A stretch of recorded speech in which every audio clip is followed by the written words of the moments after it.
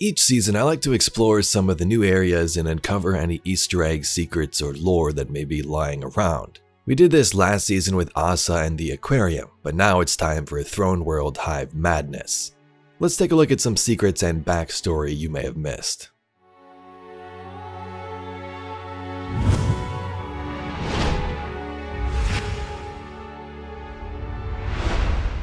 The new area added to the helm this season was called the Atheneum.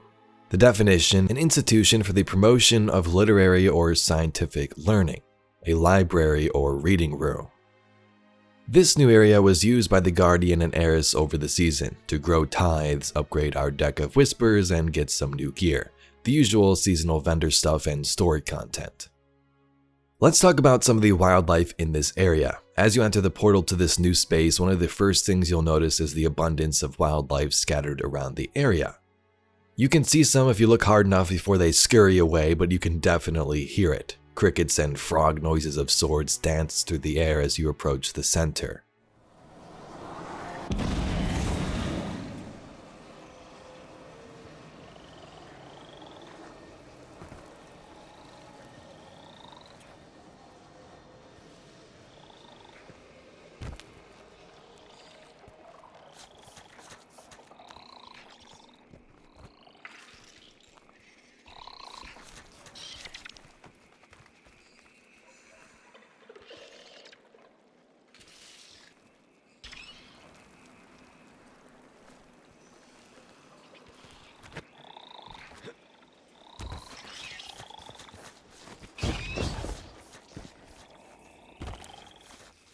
These are the same creatures seen in Savathun's throne world, which actually has a lot of natural life within.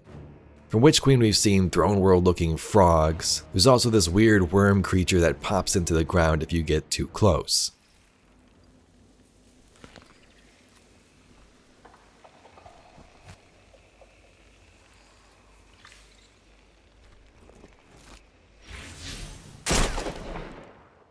If you are interested in some of the concept art, I'm going to throw that up right now. Some of the designers describe these creatures as fleas and a worm-like slug.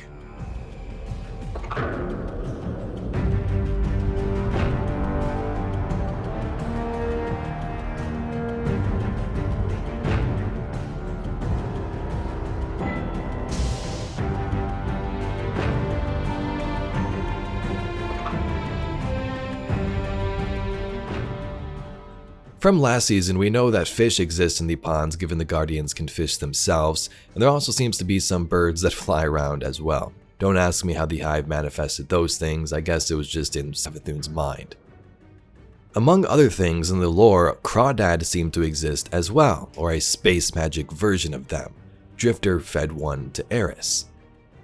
Heiress wonders if he heard her correctly, but knows repeating herself is an exercise in futility.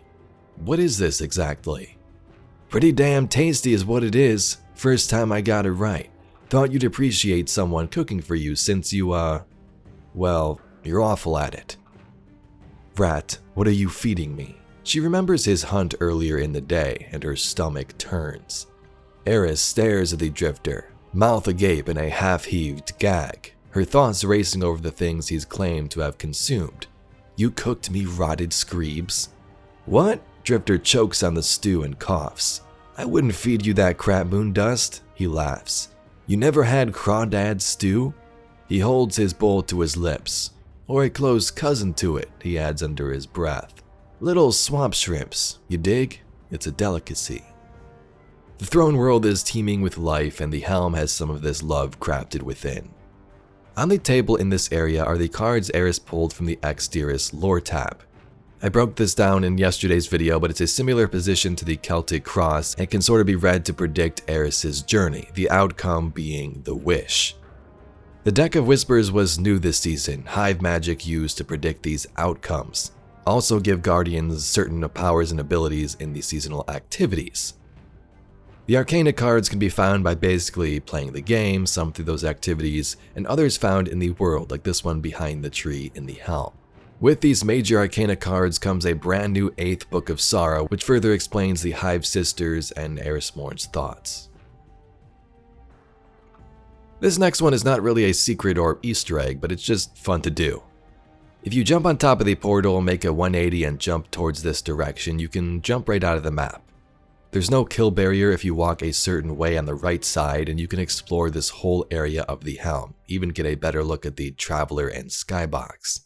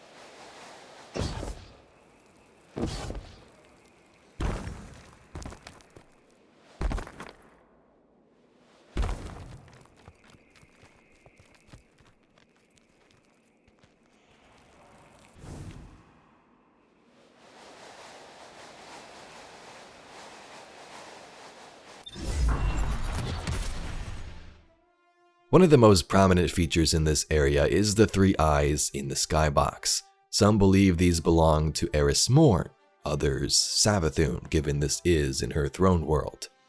Savathun has watched the Guardians before during that Witch Queen campaign, although it was kind of more obvious, but this one is a little more low profile. It could be one of those 2 characters, or just 3 stars in the sky and a nice little hive reference. Still cool nonetheless.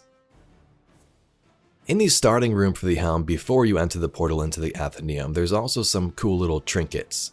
There's some library, usual hive and Eris Morn props around, but there's also black armory and Tex Mechanica papers and blueprints.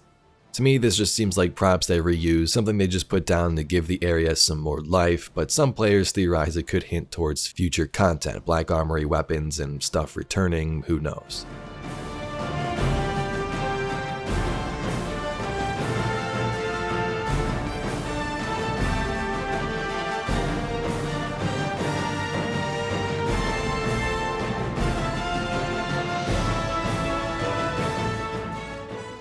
The activities that released this season also have their own secrets. Savathun Spire has arcana cards you can find around the area, and different little hidden chests you can complete.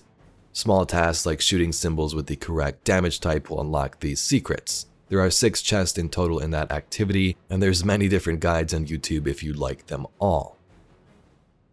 The Embargo engine is another big mystery. We've completed 2 secrets in 2 different weeks, but one still seems to remain. We have more radio messages coming to the helm in the coming weeks, as well as a possible final mission in this Embargo engine, a place where Savathun in the past has generated unlimited amounts of power to feed her worm. She has the light and doesn't really need this power anymore unless she does, and something fishy is going on in this location.